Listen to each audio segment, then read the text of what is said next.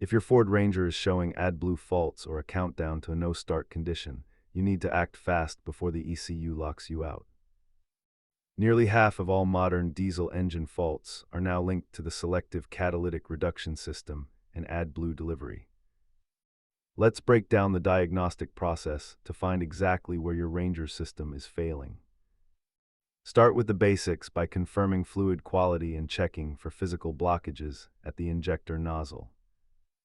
The most frequent culprits in the Ranger are crystallized injectors and failed tank heater elements. Sometimes the hardware is fine, but the powertrain control module needs a software update to clear ghost codes. You can often save hundreds by soaking a blocked injector in warm distilled water instead of buying a new one. While sensors and injectors are manageable, a full tank and pump assembly replacement can exceed $1,000. To prevent future issues, use an anti-crystallization additive and always refill with fresh fluid from a sealed container. A for-scan adapter is your best friend here, allowing you to perform the necessary static regeneration and sensor resets. Never ignore the warning chime. Once the countdown hits 0, your Ranger will not restart without dealer intervention.